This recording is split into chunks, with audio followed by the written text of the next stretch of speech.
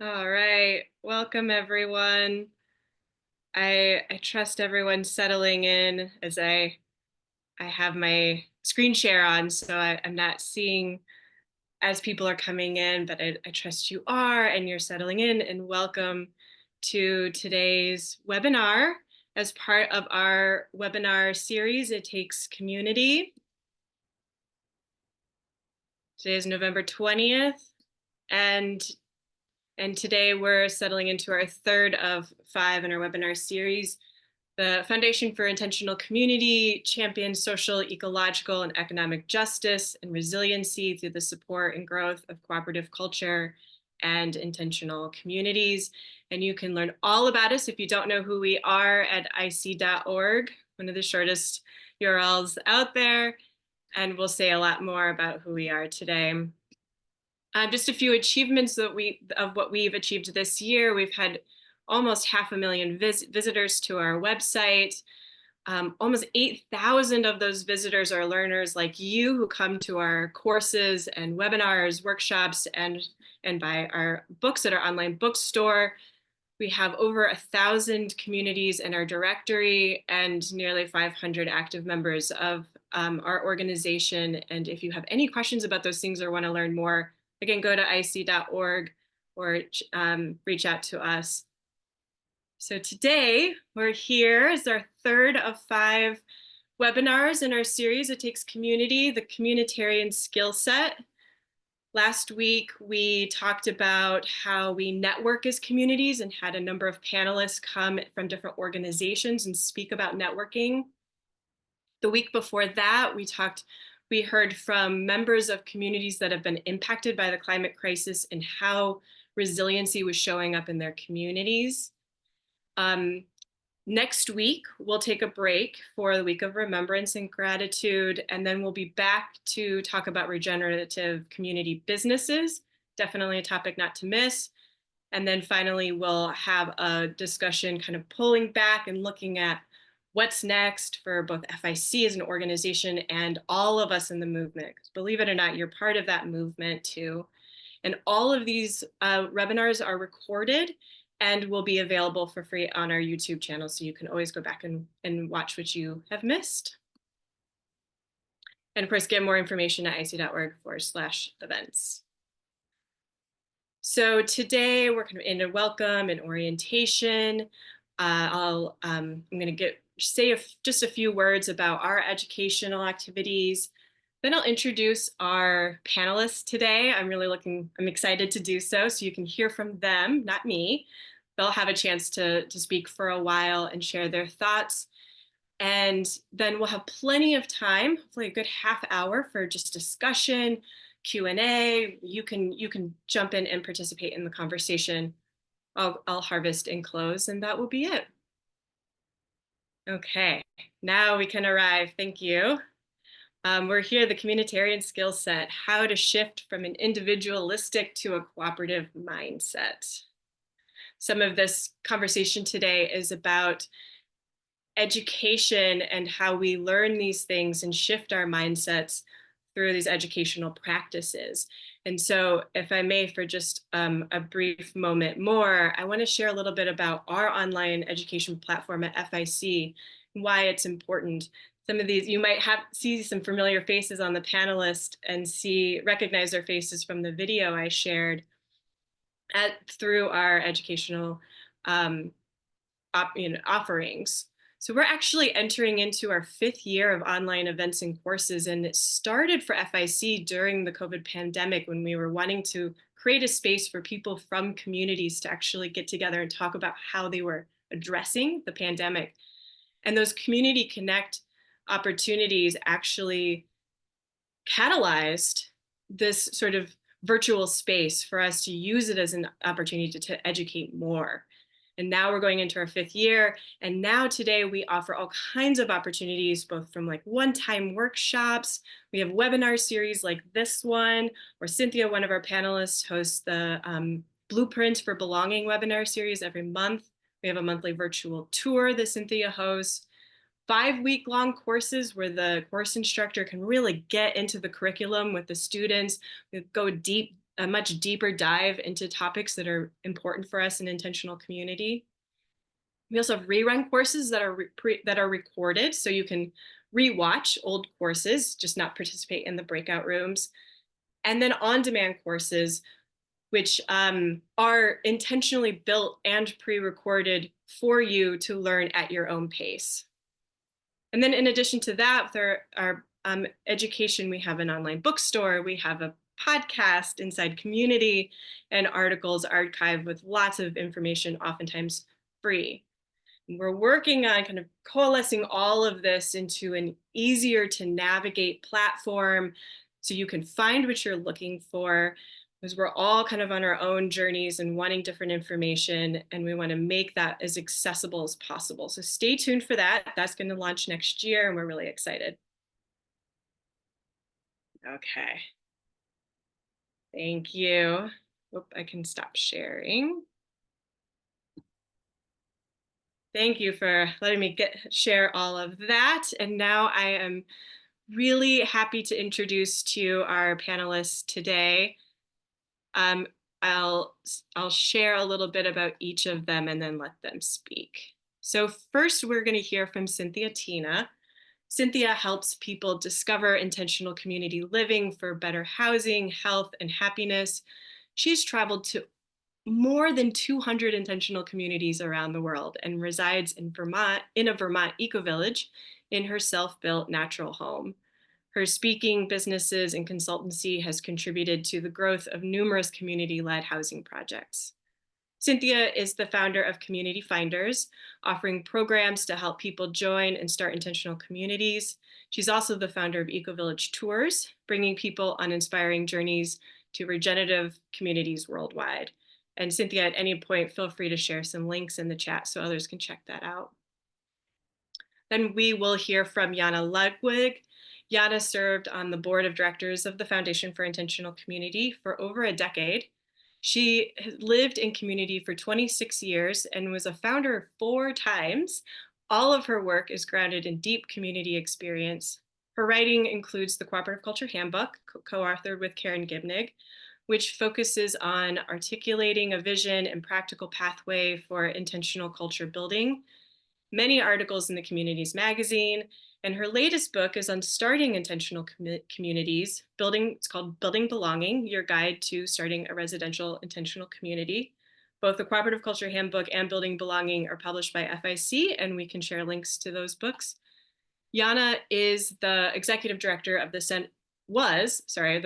former executive director of the Center for Sustainable and Cooperative Culture at Dancing Rabbit Ecovillage and Commonomics USA, an economic justice organization. She currently serves in the role of executive director for the North Coast Food Web in Oregon, where she has taken many of the lessons of cooperative culture into the world of food systems. She's a dynamic, compassionate, and thoughtful speaker and teacher committed to creating a more just and resilient world. Again, Yana, feel free to offer some links. And then finally, we'll hear from Jen Myers. Jen is a sustainability educator with a passion for place-based learning and climate psychology. She lives at the Ecovillage at Ithaca, where she leads educational programming for Thrive. Jen's experience includes work in the nonprofit sector, fostering local food systems, 7 years in higher education, teaching sustainability and social justice, and summers leading backpacking trips in the Sierra Nevada mountains with big city mountaineers. Okay, you've heard my voice plenty, so I am going to hand it over to Cynthia to speak.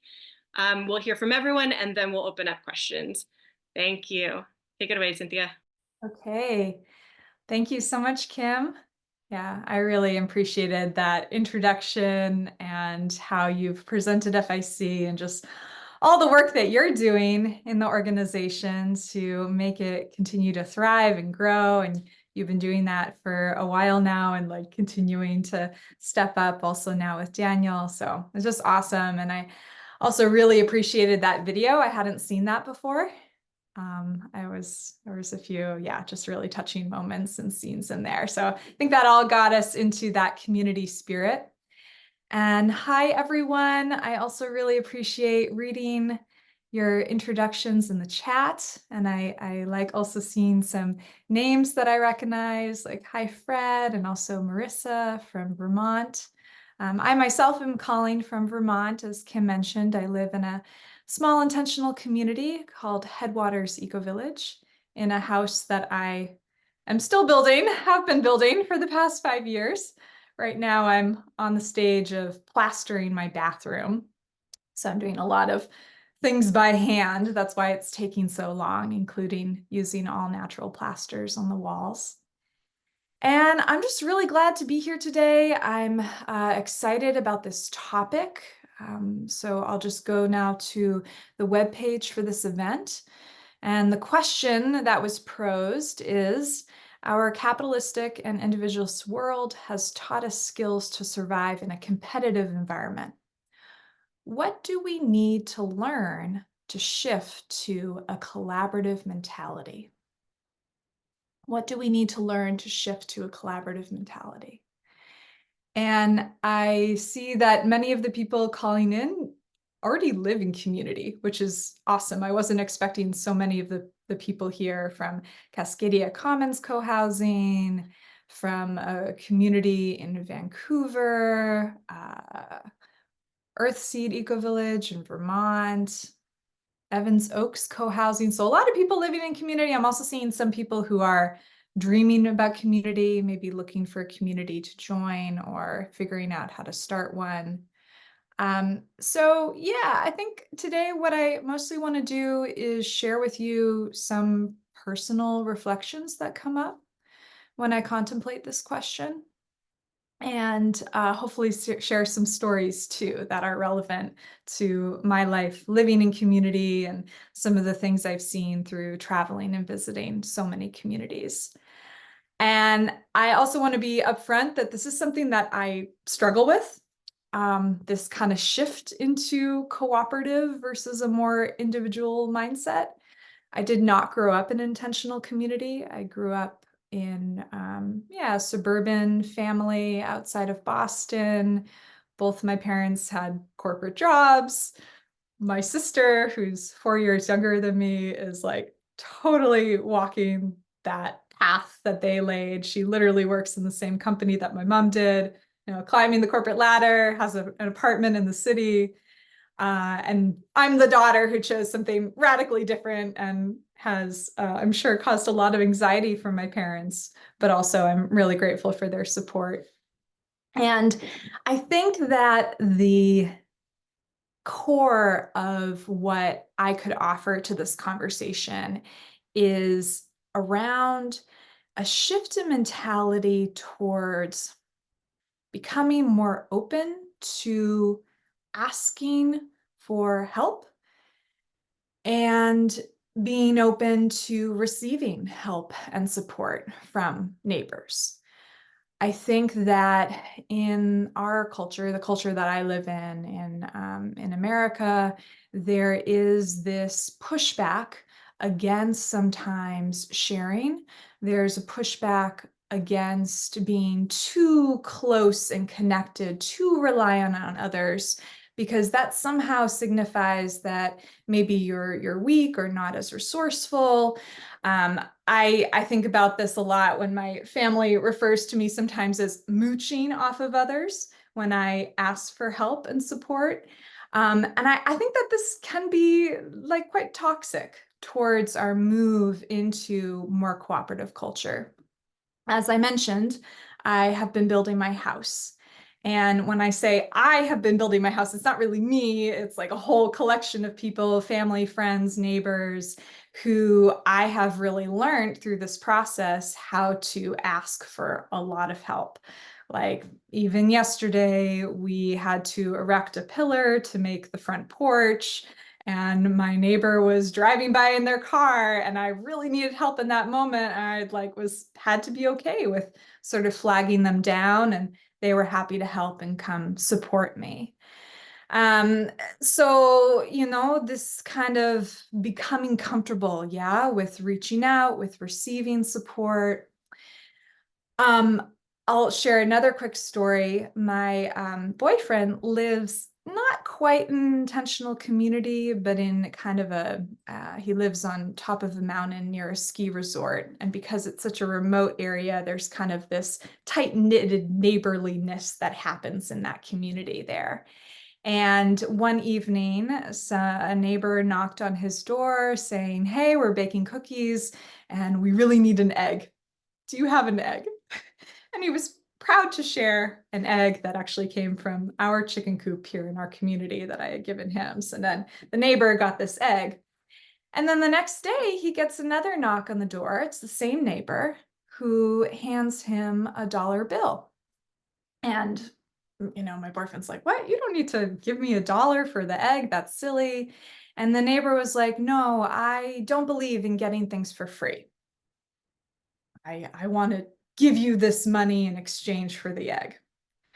And in hearing this story, I was like, "Oh, well, that's sort of indicative of our culture. It's all very transactional, right? It's like you can't just get an egg, you have to give something for it. And money is like sometimes considered the best thing that you can give in exchange for receiving something." And when I contrast this to more of the ideal mode that I try to strive in my own life to achieve, it's more of a shift into a mindset of mutual reciprocity, where I don't necessarily need to give something to someone because I receive something. It's more of a pay it forward mentality. For example, a few weeks ago, my neighbor, he's also building his house and was really in a crunch, had a deadline coming up with a piece of equipment he was renting and really needed to finish the siding. So I just went over one morning and gave him a few hours of help to make the project happen a little faster, without any expectation that Greg is ever going to come over to my house and help in that same way. But I remember all the people that came to help me when I was building my house. And so I want to pay it forward to Greg, even though I don't expect that sort of transactional exchange. I think sometimes when we're stepping into a more cooperative mindset, we don't have many existing models for what that could look like.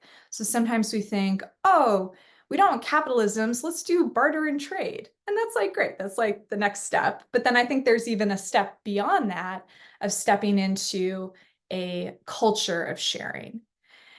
And this is very difficult. As I say, I struggle with this. I know a lot of people, maybe have been burned by this in the past. It takes a lot of trust in others. There could be some trauma or bad experiences from the past, but that's the process of growth as a person. That's why FIC and other groups offer these educational experiences and programs to help people get a little more comfortable with being vulnerable, with asking, sharing, and receiving.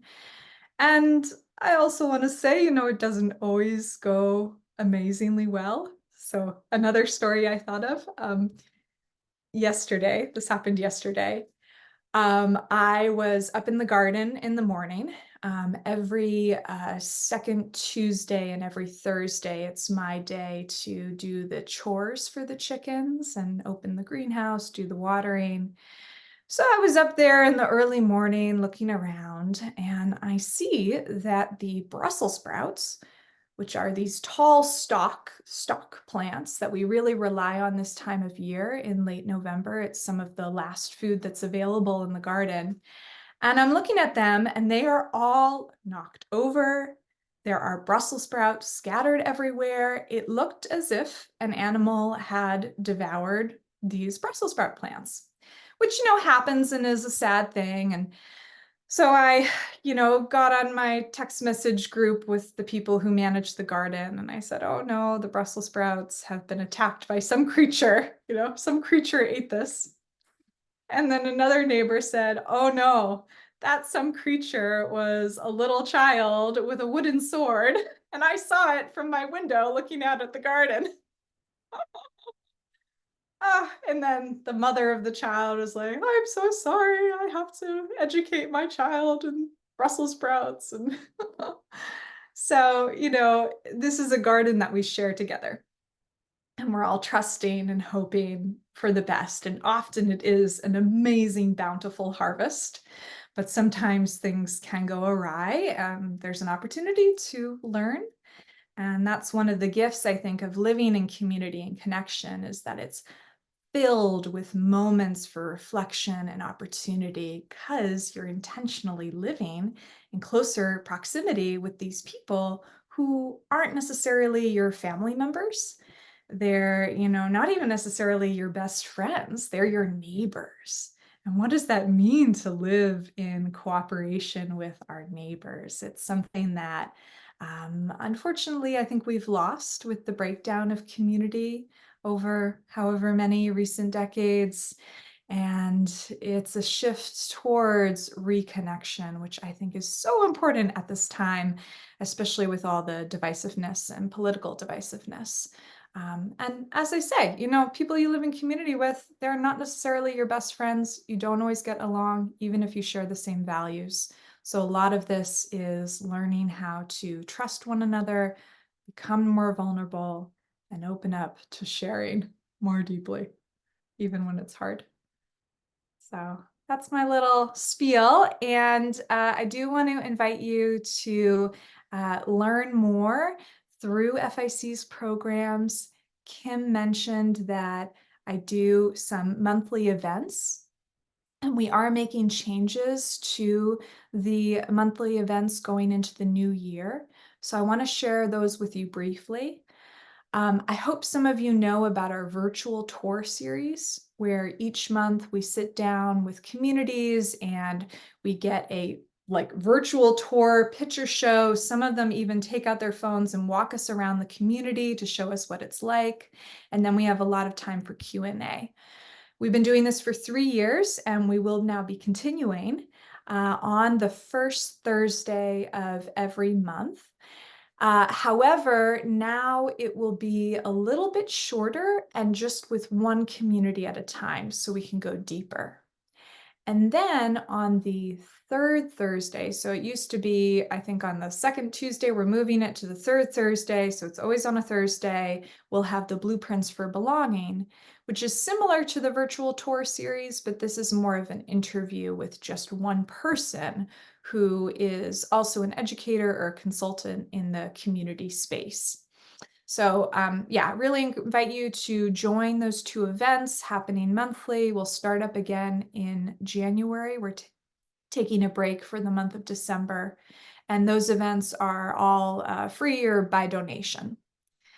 So I want to mention that. And I also wanted to mention the online course that I have with FIC on how to find your community. That's like most of what I would do when I'm not running Ecovillage tours and these travel experiences. I'm helping people find community as like a community matchmaker type person. So matching people with communities that fit their values, lifestyle, their needs, and also match what the community is looking for. So I think if any of you are on this call and not yet living in community, but are thinking about it, I really encourage you to consider taking that course. It is a on-demand course. You can start at any time with pre-recorded content. Although last year we did do a live course, which is great. And I think we want to do that again this year. So stay tuned for that. I also hope to do, we've been talking about doing more one-off classes with FIC this year about a variety of topics related to community. So if you have something you're really curious about, I encourage you to reach out to the folks at FIC. I think they do a great job of being adaptable to what they hear from people like you of what you want to learn about, what you're curious about, what you're struggling with on your journey towards community. Because I think this journey towards community is a lifelong journey, even for those of us who live in community already. We're always learning about how to do it better, how to develop those connections, and really step into a cooperative culture. So yeah, I think that's everything I have no idea where I'm at on my time. But yeah, let's keep the conversation going and encourage that engagement in the chat and welcome any and all questions in the chat too. All right. Thank you. Thank you for listening. Oh, thank you so much, Cynthia. I appreciate it. And thank you for your support and sharing of FIC's programming too. I forgot to mention in the intro when I said this sort of started from Community Connect around the pandemic. That was largely due to Cynthia's work and making that all happen. So we're really appreciative of you and all that you continue to do. All right, next up, let's hear from Yana. And again, as Cynthia said, just feel free to add questions to the Q&A or in the chat. We'll be keeping an eye on them. Yana, take it away. All right, great. Thank you, Kim. I appreciate being asked to be in this space with all of you. And it's always fun to go after Cynthia. I feel like she always does such a great job of like saying a bunch of the stuff that I would say. And so it's nice to be able to build on the person before you. That was also my first time seeing the video, which is lovely. So yay, FIC, kudos on putting that together. And there was a phrase in particular that stood out for me in the the text, which was remembering our collectiveness. That phrase, and I just find myself wanting to like take a moment to just kind of breathe into that phrase, remembering our collectiveness.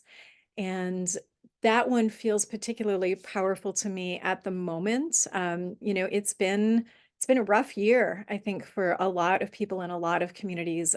Climate disruption has amped up in a lot of places, and needing to be able to reach for the collective in those moments. I love, Cynthia's examples of that sort of, those mundane day-to-day being an individual versus like, reaching out and asking for help and whatnot. And I feel like we've been in a place where reaching for others has really been critically important to people's survival and people being able to get back on their feet.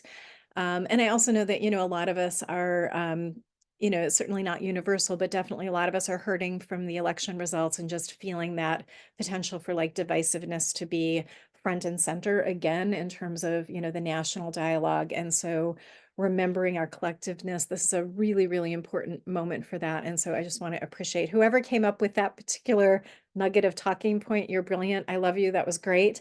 And I'm going to keep going back to that phrase myself.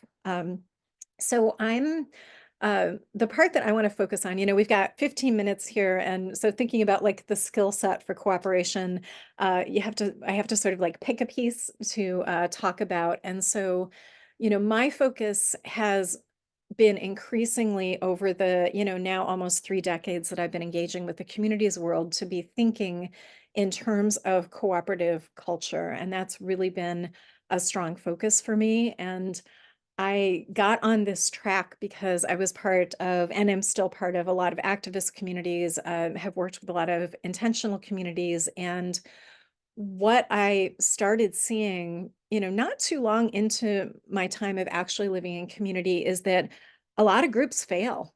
And that means that a lot of potential gets lost and a lot of really good work ends for a lot of people in disappointment.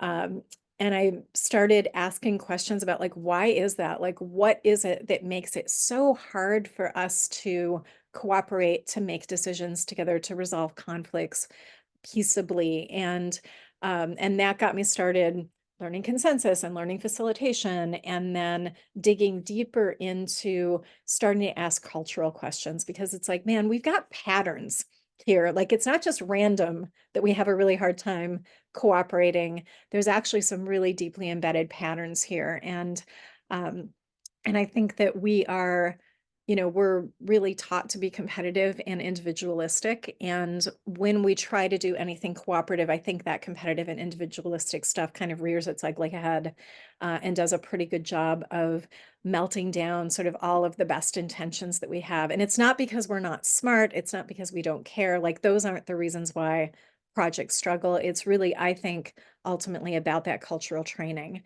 And so I'm the geek who always has slides. And so I'm going to do a little bit of screen sharing here. And, when I first started doing a lot more public speaking and a lot more teaching, I used to get this question, and it was framed in two polar opposite ways, but it's really the same question, which is, who are we? Like, what is this human thing? And so some people would put their hand up and go like, I don't know, aren't we just really competitive animals? And like, this is just going to fail. And, other people would sort of take the more optimistic end of it and say like, well, humans, we're just naturally social creatures, right? And the answer to both of those questions is yes.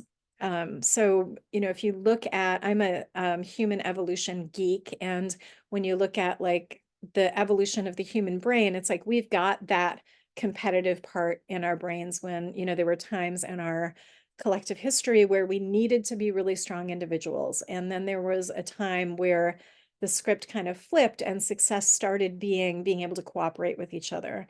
And we've still got both of those parts in our brains. And so I think the struggle to be a good human, I think a lot is about like, how do you balance these two parts of our human nature?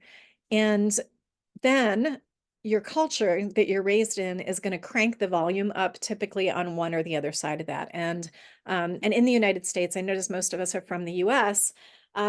We are the most individualistic culture in the world. So yay, go US, we're number one. And that's actually not a great thing for us because it makes it really, really difficult in times of need to be able to do that thing that Cynthia is saying, and to knock on your neighbor's door and be vulnerable and ask for help and support.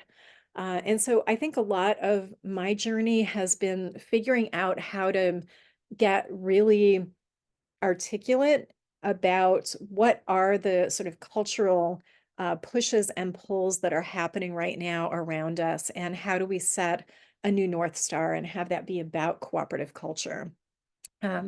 So I think we're in a major cultural transition right now, and some people are going to say like the crackdown and the intensity of like competitiveness and individualisticness, like those things are in their sort of final throes and it's being really dramatic. I don't know if that's true or not, but I do know that we are building.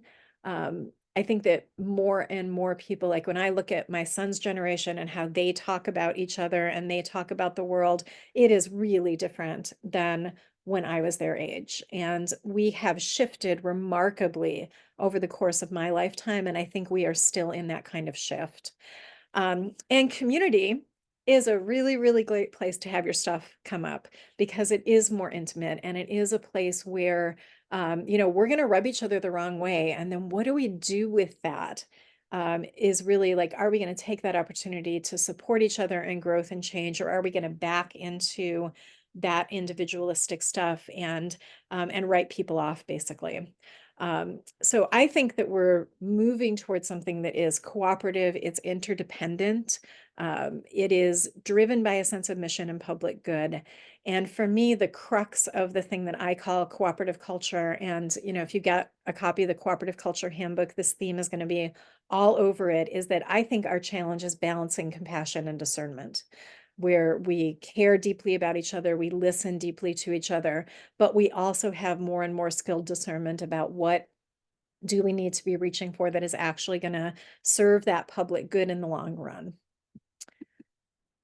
So I think that successful community requires you to become a different kind of human and back away from that training. And I do think that if we're going to do that, though, we have to be really deliberate about it. It's not just going to happen by default. We have to say, we're going to actually learn these skills. And I think we also need to be willing to look at some things that we have thought are good practices, but are actually pretty counterproductive. So the structure of the handbook and the structure of sort of how I think about this stuff is that there's one culture that is that mainstream competitive individualistic stuff. And then there's a second cultural paradigm that has been increasingly ascendant over the course of my lifetime that we call counterculture. That's got a lot of martyrdom in it, and it's got a lot of not having very good discernment. Like it's great on the compassion front, but it's not actually very great on the discernment front. And I'll give you a few concrete examples of that. And so some of the stuff that we think are good practices actually, I think, have slowed us down in terms of our community building work. And I think having like a really clear cultural North Star to be able to reach for is going to be really important. It is hard to move towards something when you can't picture it clearly. And so I think a lot of my work has been like, let's like paint that picture as clearly as we can and in enough detail that we're actually able to look around us on a daily basis and see those patterns and know that we can reach for something else together. And so that's really been a lot of what I've focused on in my work. So basically the big picture, there are these three cultures happening that I think are coexisting very messily right now. And that mainstream culture, this is what is driving climate change in a lot of ways, is like hyper consumerism, individualism. Wars are all about fighting and carving out territories and whatnot, and that stuff is absolutely wreaking havoc on the planet. And I think counterculture, that second cultural paradigm, is enabling a lot of it through tolerance without discernment, through this kind of attitude of like, well, like we should be both sidesing everything. It has actually been very dangerous, I think. And then I think cooperative culture is the thing that brings together, doesn't disown entirely our individuality, but also doesn't disown our collective power. And so I think that cooperative culture is really the antidote to that. So I just want to name, so the handbook has 26 sections to it, and each one of those have a thing in it called a key. And I just want to highlight 3 of those keys and 3 of the places where I think communities end up struggling the most because they're embedded in that kind of counterculture, which it was a reasonable response and reaction against that hyper individualism that I think has gotten us into a lot of trouble. And so these are 3 of the places that I feel like communities get into bad places with each other, frankly, and really struggle, and that we need some sort of an antidote to them. So I'm just going to take 3 out of those 26 things and say something briefly about them, and then I'm going to stop talking. So the first one is this attitude that like all ways are good ways. That sounds very good on the surface. It sounds like a very welcoming, uniting kind of attitude about things. The problem, though, is that we're trying to do things. We're trying to get something done. And when you take the approach that like all ways are good ways without having the discernment about understanding, but which way is actually the most deeply aligned with where we are trying to head as a group, we end up making a lot of bad decisions, and we end up making a lot of decisions that are sort of least common denominator decisions, rather than really going, okay, great, we've got 4 different ideas about what we could be doing here, and we're hearing them all out. We're listening to them, we're taking them in, but one of those is actually going to be the best option for where we want to go. And so having discernment about where we need to be heading is actually better. This also manifests sometimes in like somebody has really deep expertise on something, somebody else knew the agenda topic was coming up, and so they got online and like did a little bit of research about the thing, and their voices end up being equally listened to, even if one person has literally decades of on-the-ground experience with that thing. And so discernment is actually really, really critically important. I think we also get in trouble with this one when we're trying to undo any kind of oppression dynamic, where we're like, all right, everybody's voices are equal. And if we're in a group, for instance, that is 95% white people, and so 95% of the voices that are being valued equally are people who have an investment in not unpacking the thing, and that 5% is like, okay, well, that's just your opinion, rather than actually really listening deeply to what people's lived experience is. So this one gets us into trouble in all kinds of ways. So the second one is, and the particular phrasing here bounces off of the phrasing from the from the competitive individualistic culture one, which talks about how there's like, there's a lot of narcissism in the world, and the United States also has the highest rates of diagnosed narcissism out there. So I'm talking partly about diagnoses, but I'm also talking about like cultural patterns here. And there's a version of narcissism that's kind of like, well, I'm the best. That may sound familiar right now. I am the best at X, Y, and Z. Therefore, you should listen to me and give me power. So that's a particular kind of narcissism. There's another kind, though, that shows up in the counterculture where, because I think a lot of us have been deeply hurt by that mainstream culture and have never felt listened to, have never felt taken into account. Sometimes we boomerang, and in our small groups, and by small, I mean our intentional community scale, that could be 5 people, it could be 100 people, but it's still a relatively small group. We get very attached to being deeply, deeply listened to, and sometimes we take it too far. And you end up with people whose emotional neediness ends up really running the show. And, you know, we all know the people who like suck all of the air out of the room, no matter what the topic is, because they've got some really deep needs that haven't been met. And our groups are not necessarily the right place to get those needs met. And yet we let that run the show frequently in our group dynamics because we want to care about people, and caring about people is a really good thing. I am in favor of caring about people. And there is a way that this can kind of take over a dynamic and lead to groups not really being able to move and not really being able to move forward, and everybody's growth getting stunted in the process, because we're really focused on trying to meet needs that the group shouldn't necessarily be trying to meet. So the third one is, I want to talk about hierarchy for a minute. So the mainstream competitive culture, like, hierarchy is good. Hierarchy is considered natural. Success is considered climbing the corporate ladder. So Cynthia, I have sympathy for you with your family, having that be the paradigm that you've grown up in. And so hierarchy is like good in that paradigm.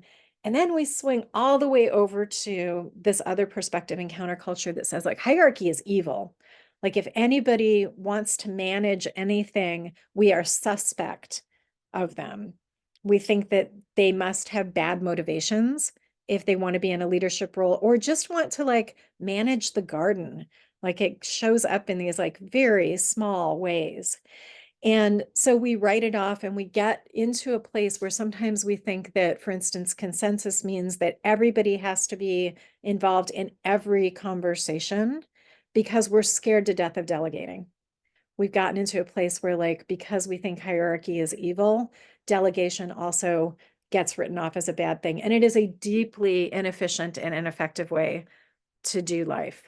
And our groups often end up getting caught in this and being, you know, as I say, like very suspect of people who could be contributing a lot to our organizations if we weren't so busy projecting a bunch of power abuse on them that isn't there. Not that power abuse doesn't happen, not that leaders don't make mistakes, but it's the wholesale writing off of any kind of delegation or any kind of management that I think bites us in the asses a lot. So that's a little snapshot of sort of what we get when we start unpacking cooperative culture and thinking about it. So I want to put out an invitation. One of the things that we're going to do as an experiment this year, that I'm going to be doing a program with FIC where we're going to start having a weekly kind of peer learning study group kind of scene going through the Cooperative Culture Handbook. So it'll just be an hour a week.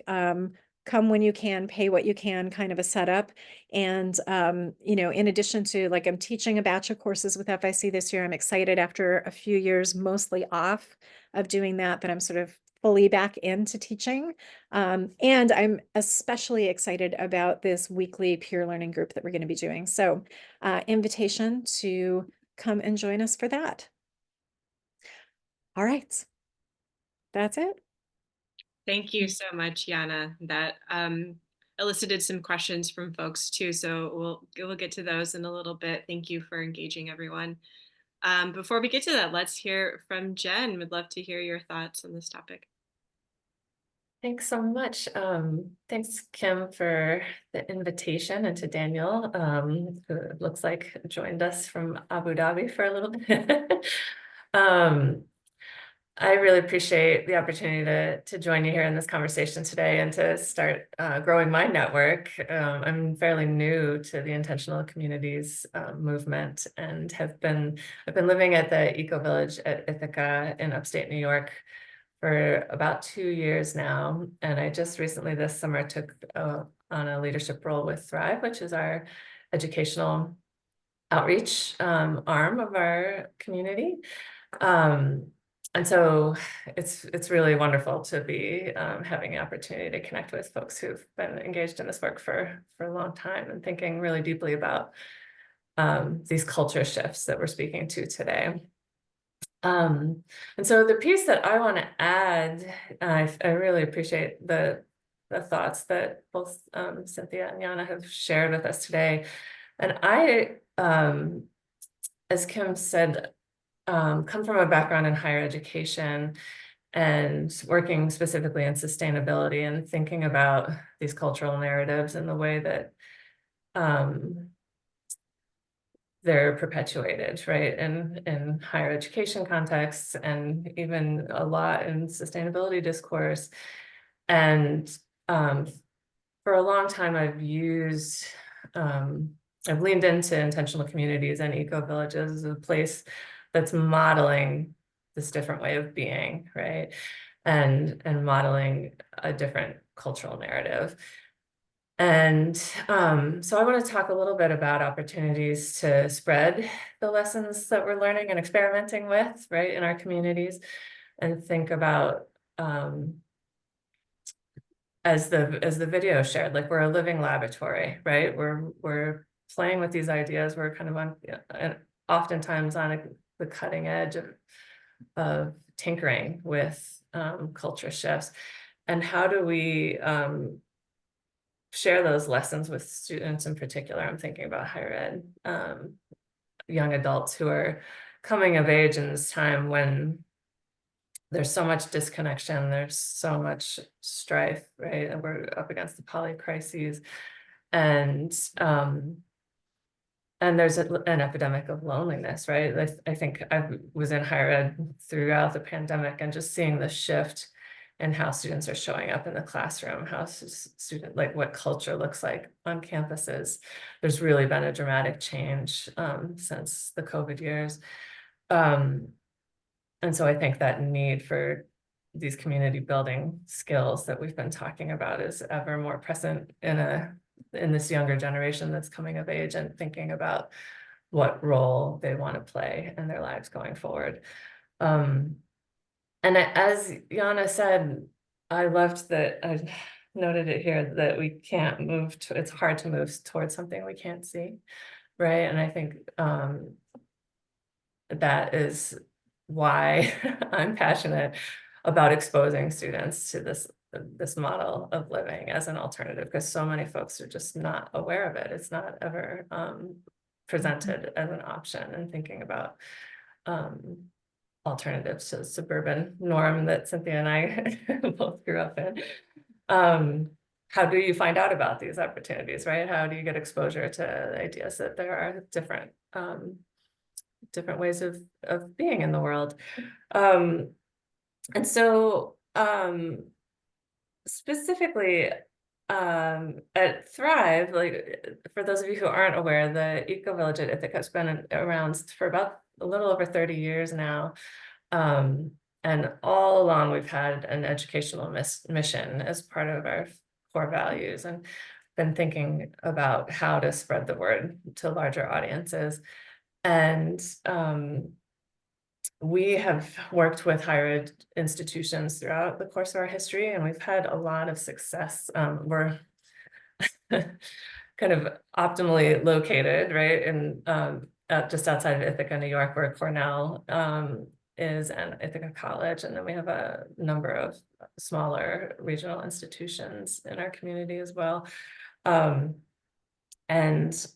We've been really fortunate with partnerships that working with these institutions of higher ed oftentimes working directly with faculty members who are interested in working in these topics. And as I mentioned, I'm just recently started in this role, and I'm fostering relationships with faculty members now. And it's, I think we need to think creatively about what academic topics could be connected to this work, right? There's such a wide variety of folks that we could be collaborating with. Sustainability is kind of an obvious one for an eco-village, but I'm working a lot with architecture students, with folks in design and even interior design, working with folks in environmental psychology, and thinking a lot about climate resilience and the psychological aspects of our emotional responses to climate change. Also just I've hosted master's students for anywhere from folks that are doing sustainable agriculture, right? Sort of some of the obvious ones, but also urban planning and global community development, and working with folks across the disciplines, right? Kind of getting out of the boundaries of who might be our target audiences. We have had a lot of success with immersive programs, I think similar to what Cynthia leads, having an opportunity to really invest in a longer term experience that can be a chance for folks to settle in, to really get a sense of how communities work, instead of just a one day visit doesn't really give enough of a sense of what the potential is, right, in this kind of space.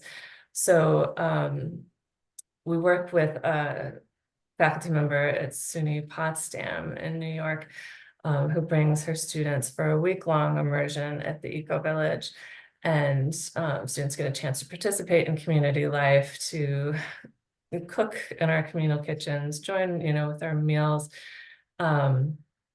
do workshops with residents. That's another thing that I really highly recommend, is tapping the skill sets of the people in your community. And we have folks that do yoga workshops with students on site. We have folks that do nonviolent communication skill development. We have a new art and social justice book that came out of our community. So we do like coloring workshops around social justice themes. So really leaning into the skill sets that your community members can offer. And then allowing students to do homestays, right, and get a chance to really lean into the vibe of what it's like to live in community. And then that particular group, they spend a week with us, and then they go to Cloud Jordan Ecovillage in Ireland and spend a week there, and then they get to have a cross-cultural experience and do a comparison of how different communities are engaging in these skills.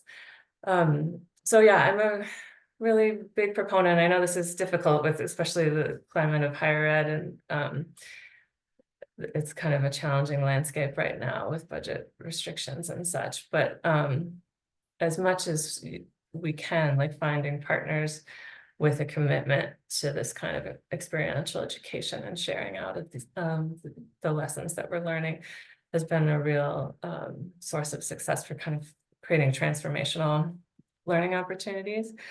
And the last thing that I wanted to mention is just that I think that we have a challenge.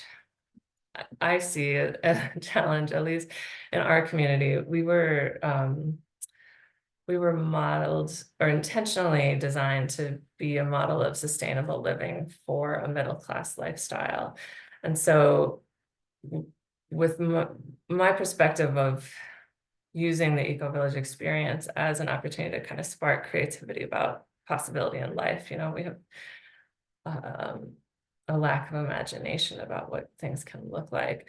The challenge, I think, there in our circumstances, and I'm curious if other folks are feeling this way too, is that bringing a 20-something to a community that has amazing infrastructure and is designed for a middle-class lifestyle, we're lacking in diversity and we're lacking in affordability. And those are things we're committed to addressing within our community. But I think a lot about communicating this as an achievable model, right? Like how far how far in the future is it for students to have an opportunity to participate in something like this? And so I want to be engaging with other communities about other ways of creating community, right? And other models that are out there. So so things seem more attainable in the time span of, in a 20-year-old's mindset of like, oh, this is something that I could actually participate in and achieve. Well, thanks again for having me. I'm excited to join in the Q&A and hear from some of your all's experiences about how this is working in your communities. Thank you, Jen. Thank you so much. Thank you, everyone, for sharing. So we have plenty of time to open up to Q&A. I want to remind you that there's a raise hand icon at the bottom of your screen. You can select that if you want to speak your question. And so while you're navigating that, we'll jump to a couple questions in the written Q&A.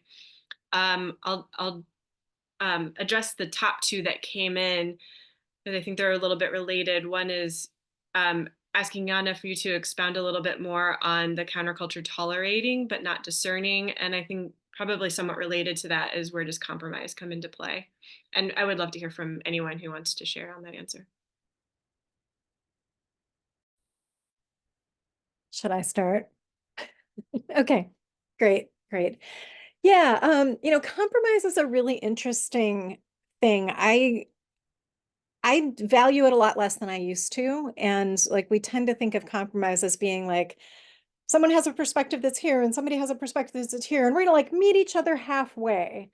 And to me, that's not a very discerning way to navigate that. It shouldn't be about, again, like equally valuing two people's individual perspectives. It should be about, what are we here for? What is our mission? And how can we stretch, all of us, toward that mission? Because presumably the mission is something that is a little bit off the beaten path. Like, nobody gets into community because they're content with the wider culture. So we're all there because we're trying to do something different. And that mission ought to be the guiding post for that. And that ought to be the thing that is mitigating those moments. And I think this also points to why membership selection is really critically important for intentional communities, because if we have mechanisms in place, some of which are about self-evaluation and some of which are about like, the group trying to discern where somebody's actually at. But, if your individual values and sort of life mission is really closely aligned with the community's, it's not going to feel like compromise. It's when we let people through the door that actually aren't on board with what we're trying to do that you end up feeling like you're having to compromise all the time. But again, that's a discernment thing. And that means having to have enough backbone to occasionally say no to somebody. And that is really difficult for communities to do. That counterculture thing says everybody should be welcome all the time. And it's like, but not every space is everybody's space. And we've got some responsibility, I think, to not bring people in the door who aren't actually there for the right reasons as defined by the community. And the right reasons are the mission. Like, that's what we're here for. There's tons of communities out there doing all kinds of different things. So finding a good match, like the work that Cynthia does, is really, really important, because it's about helping people find a good match in communities. And I think that's really critically important. But a lot of groups don't do very good about having a membership process and then sticking with it. There tends to be a lot of drift on membership process over time. So this is actually like one of the classes that I'm going to be teaching for FIC this year is, like 5 weeks of membership process. And so we're going to get into that. If that's intriguing, let's get into the weeds together with it next year. Cynthia or Jen, do you want to see? Yeah, I can chime in, just sort of echoing a lot of what Yana shared. I think of compromise as, okay, we can't reach agreement on something, so I'll give up something and you give up something, and then we're both unhappy, but at least we reach a decision. So it's kind of that shift from lose-lose to win-win. And like Yana said, oftentimes that's not about trying to find a solution to a question on the table, but going under the table, what's the level deeper? What's the deeper question or problem where we can find common ground? And it's a really tricky thing to do. I mean, yeah, communities struggle with conflict and reaching decisions all the time. So if you're in the middle of a struggle like that within your own community, take heart. That's part of the learning that we're all in. And yeah, and I agree with Yana about the membership stuff too. I have increasingly started to work with communities that have a, oh, my cat has come in to say hello if you hear him meowing. I've increasingly started to work with communities that have a home ownership model. So like co-housings especially. And this harkens to what Jen was saying about our current climate with the housing market, affordability. A lot of these communities, when there's turnover, it's like the sellers are looking to get a return on their investment, often working with a real estate agent. There may not be that opportunity for a membership process, concerned about legality as well with that. So yeah, I'm really curious about ways to do the membership process, and I'm sure Yana's going to cover more of that in her course because I know it is a struggle depending on the model of the community. And there's workarounds too. I think a lot of it comes with just processes that support self-selection and support people in becoming educated about community culture and what it really takes to live in community. Because if they really know what it's all about, maybe that'll weed out people who are not as good a fit at that time. Yeah, check. The only thing I'll add is, being at a point where we're 30 years into Ecovillage at Ithaca, we just this past weekend had a community meeting where we revisited our mission and vision and helped onboard folks that have moved in recently and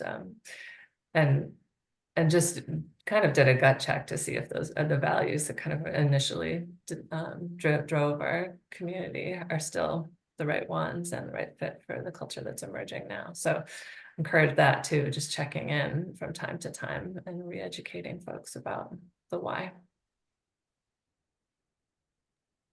Yeah, thank you. Okay, we have a hand raised from Fiona Ray. I'll allow you to talk, Fiona. I think you'll need to unmute your S to unmute. Oh, there you go. Sorry.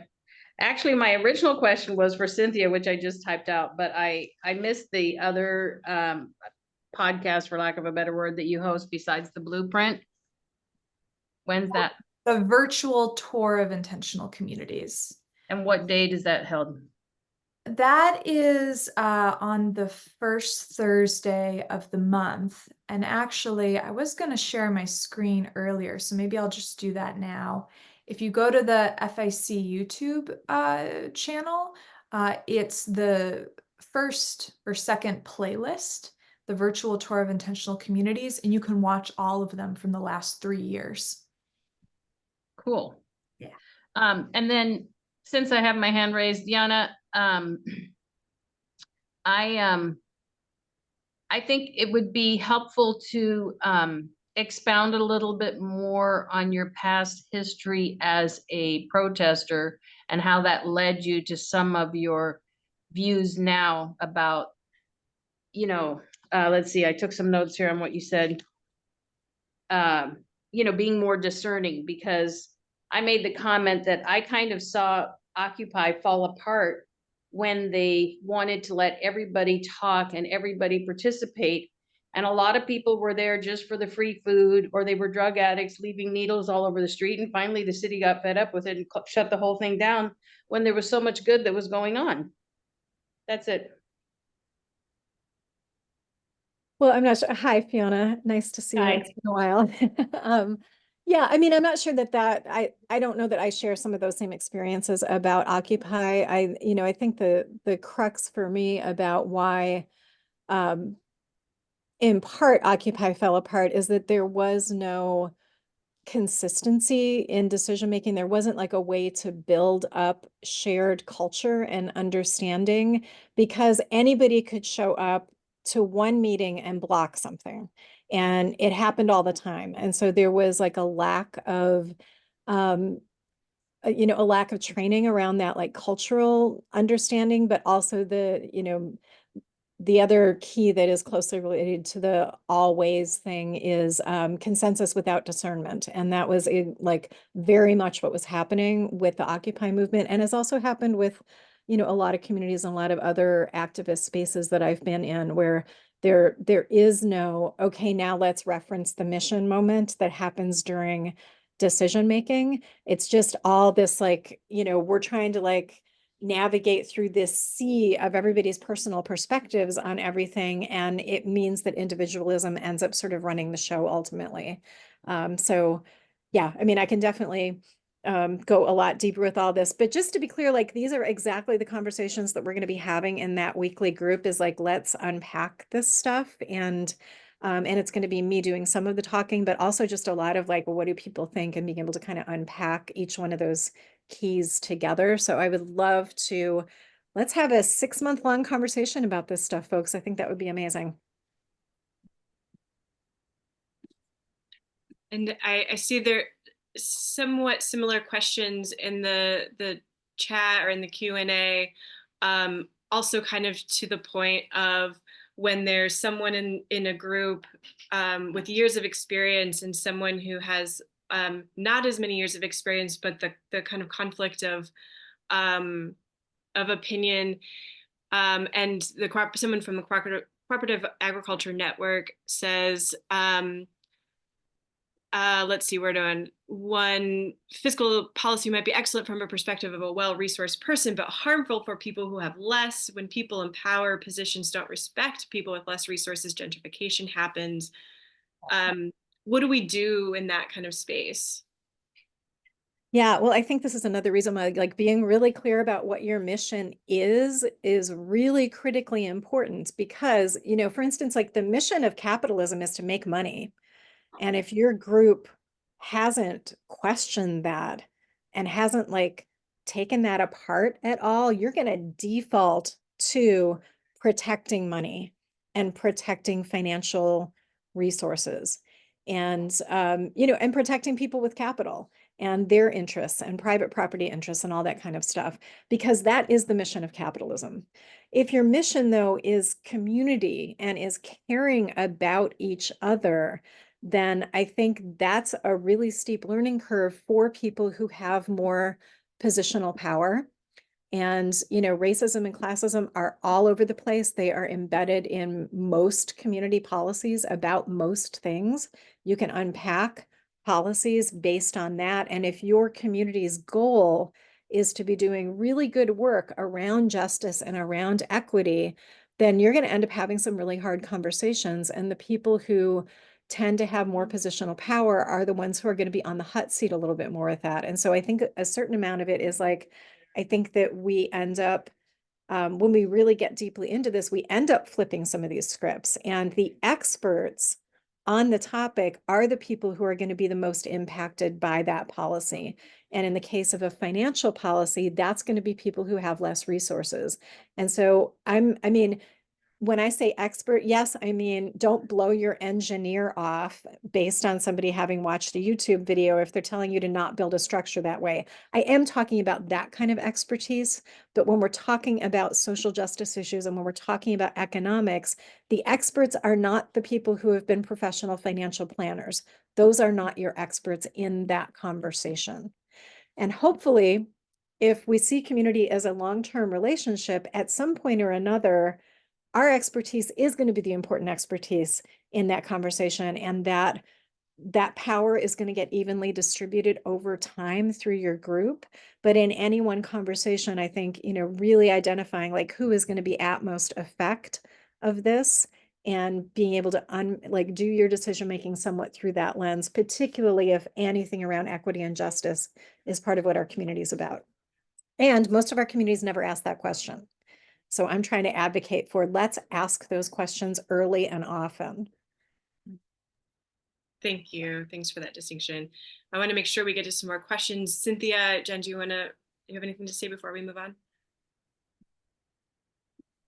I could just briefly add that, I think what Yana is saying, the shift from thinking of the individuals in the space and making agreements to make all these individuals happy versus what is our mission, and being in service to that mission or that set of values, and doing that deeper work first. And I know for my community, we are in the throes of that right now. So it's like top of mind for me. And that's great to have that shared mission clarified, because it can help ease the process later on. Great, thank you. Let's hear from Regina, who has their hand up. Ask to unmute. Here you go, Regina. Hi, thank you. Yeah, I'm just really appreciating, what all the panelists who are sort of positioned as experts have to say. And then just in the chat, people are making some super interesting points. So I am, I'm temporarily stuck in an urban lifestyle. I'm rooted in San Francisco, one of the, most expensive, high inequality places in the US, maybe on the planet. And I find myself kind of getting stuck between like, well, if I want to be neighborly with my immediate neighbors, these days it's mainly people that are buying $2 million houses. That I'm doing the like, oh, let's borrow a cup of sugar, let's look after each other's dogs. And then when I'm addressing systemic inequality, I have a few friends who are on board theoretically, a very few who will actually show up to the meetings and make a donation. But I kind of get into this very segmented, like, okay, I'm going to spend my free time at meetings with strangers, to address systemic inequality. And I'm looking at the chat and I'm hearing what people are saying. I think a lot of people are in more rural or suburban areas. I'm not sure, if this topic, if anybody can speak to that, but sort of how do I, kind of bring a more communitarian mindset into going to the local Democratic club and to having mutual aid, and also, extending some of those values to my neighbors buying their $2 million houses as well.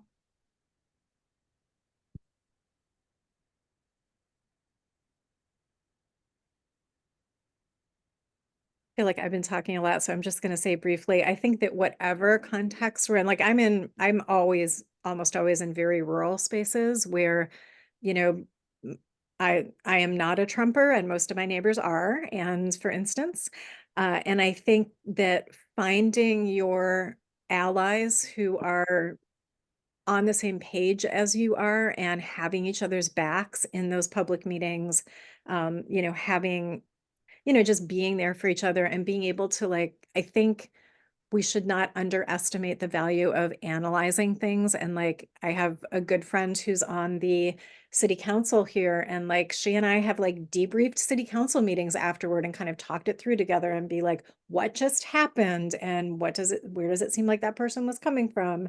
And just trying to understand what's going on around us, I think is one of the first steps.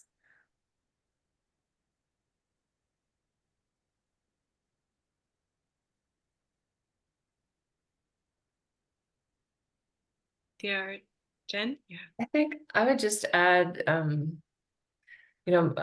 as I said, my mind is really on climate resilience and planning for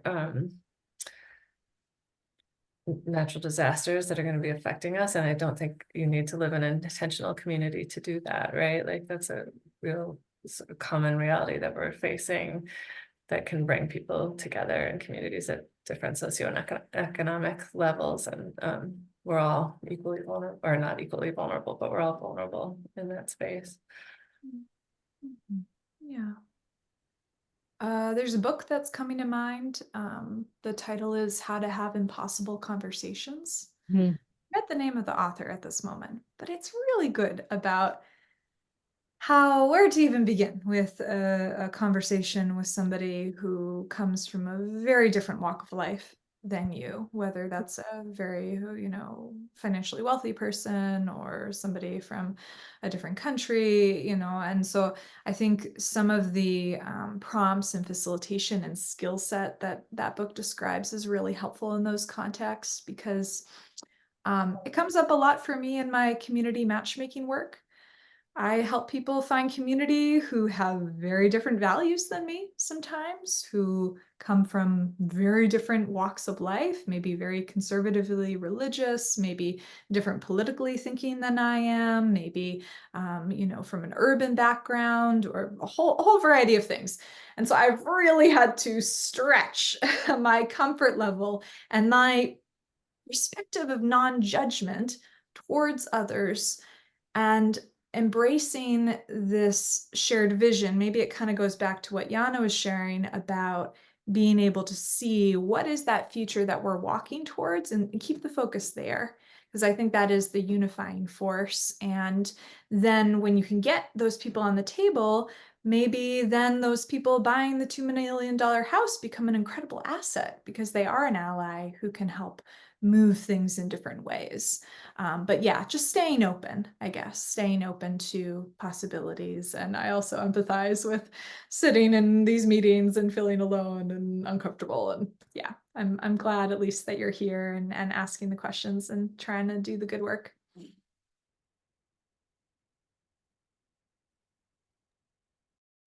I'm really appreciating everyone's engagement in this conversation. I know we're not going to get to every question. Please stay with us and stay engaged with FIC and when we have these events, so that we can keep having these conversations. Okay, I want to keep going. Kathy has her hand raised. Let's hear from Kathy. Give you some permissions. There you go, Kathy. Hi. Well, I'm really appreciating everything, Yana. And so my question may be one you'll say, this is not the right group. We don't have enough time, and I'm fine with that, but I want to put it out anyway.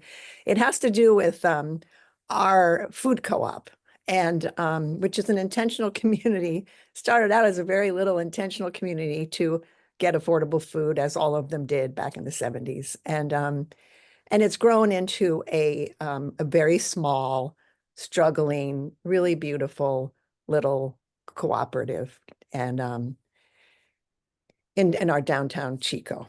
And I believe there is a bigger mission, a non-capitalistic mission. Our mission looks great. We have 4 ends, global ends, and they look great, but our membership anyway. So it's like, how do we, I know there's all kinds of talks on how do we, but how do cooperatives, all different kinds of cooperatives, position themselves for this time period in history? It just seems like such a transitional, important time to come together and take control of the things that we need to survive.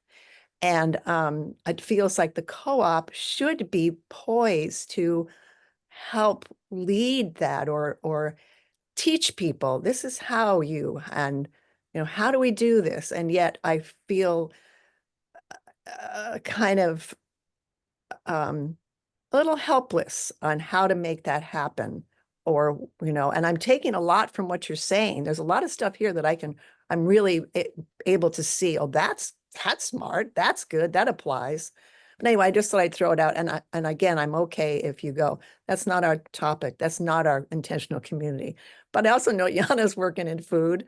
And so you may be a little more, aligned to that. Yeah, Jen too. Jen, do you have anything you want to toss in about that? Kathy and I have talked a fair bit about this stuff, so I want to get her another voice.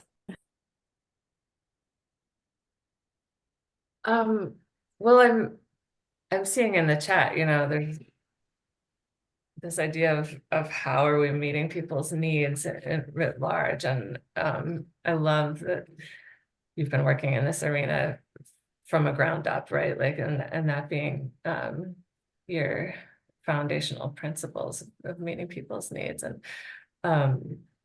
so I think it's a totally appropriate space to me that thinking about any kind of cooperative spaces, right, where we're trying to align with our vision and values, and practice decision making in a different way. I think it totally makes sense, and I don't know that I have advice to share, but I do think it's an integral part of this conversation. Yana, do you want to chime in?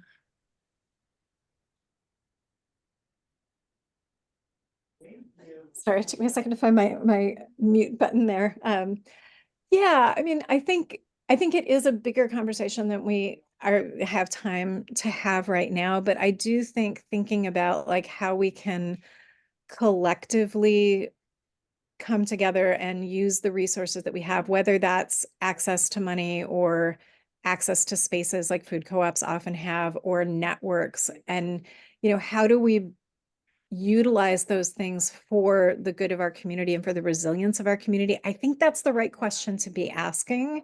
And, you know, exactly what that answer is, I think is going to be really different from, you know, like, you know, Chico is a really different environment than like Warrenton, Oregon, where I'm living right now. And so, so I don't think there's like one size fits all answers, but I think you're asking the right questions about like, how do we utilize what we've built and what we have access to go deeper in terms of creating community resilience. And, you know, and there's some really brilliant organizers right now in North Carolina who are talking a lot about this stuff. And so I would maybe lean into, you know, what are the lessons learned that are coming out of those spaces right now? Because I think there's some really interesting stuff happening.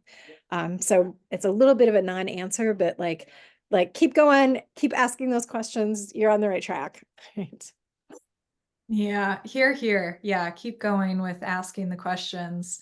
I think, Kathy, when I heard you speaking, I heard the voice of many of the food co-ops in my local area here in Vermont. And yeah, maybe even there's a way to ask that question with just bigger and bigger circles of people. How does this food co-op become a place to lead us forward, to help be part of the solution, to help create more change, and utilizing the resources that the co-op does have? I heard you say that it's a struggling co-op, so maybe it's not financial resources, but like Yana said, it's a place that people could gather, maybe hosting more things there, inviting more people to ask that question and go deeper. So yeah, love that you're here and thinking about these things. I was really hoping that today's conversation would lead here. So we're kind of taking this question, spinning it on its head. So we're not just thinking about going from the individualistic to the cooperative mindset, but really how do we take our cooperative mindset and bring it back out into the greater dominant culture, and what does that look like? What's the gift in that, and responsibility? So I think that's a lot of the conversations and the questions are really speaking to that. I think I want to squeeze in one more question if we can, from Julie R.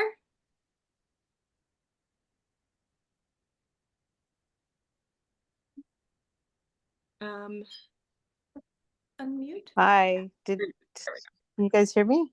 Yes. Oh, great. Okay. I was just like, I've been involved in a lot of community initiatives and stuff. I just am finding that there's a lot more women in this kind of world. And I was wondering if that's your experience as well. Yes. Okay. Yeah, okay, good. I was just wondering about that because it's like I was wondering maybe how are we going to engage more men to or to nurture or something to want I mean, obviously maybe they're more individualistic in general. I don't want to say anything to offend anybody, but do you guys have any thoughts on that? That question makes me wish we had a man on the panel who could I like know. speak Yeah, to that, because it's like, I don't know, man, that's their work. I'm not sure. yeah. Okay. Good. Yeah, I'm just wondering, like, mm, maybe it's an educational perspective, like raising, like, yeah, how do we raise, men and women to be, or individuals, like from a young age to, I think it would be easier if we started in the educational field from a younger age, where if people are working, doing more collaborative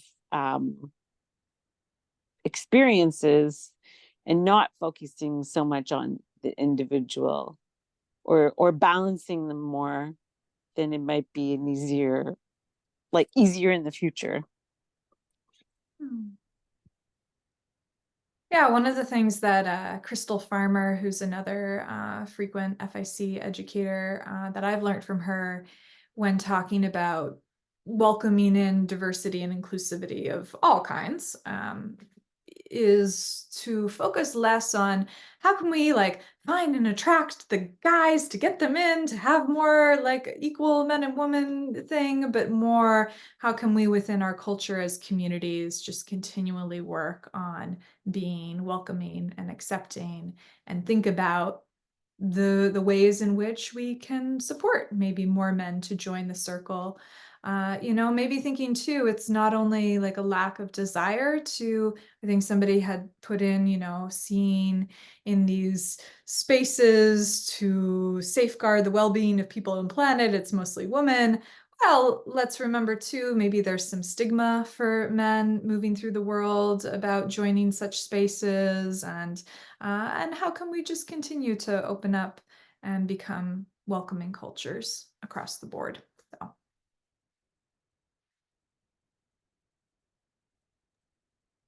Jen, any final thoughts from you before we wrap up? I'm good, thank you. Well, I want to thank the three of you for your time today, Jen, Cynthia, Yana. I think this has been a really fruitful conversation, and I think we just got started, really. Thank you for everyone who showed up and engaged with us as well.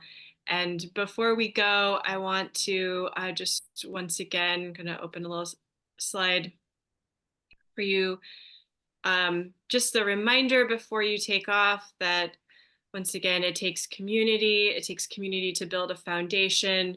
We here at FIC are here to have these conversations and to provide the resources that you need. And your donations mean a lot to us, especially this time of year as we're really kind of generating our resources so that we can offer resources to you. As you leave, you can go to ic.org/donate to donate. Also, I'll keep this this page up on the screen for a little bit. You can go to that QR code and it will take you right to a donor portal if you would rather donate over your phone. It's all here for you. Thank you so much, everyone. Have a wonderful day. Appreciate you. All right, thank you so much. All right, thanks everybody. Bye-bye. Thanks, take care.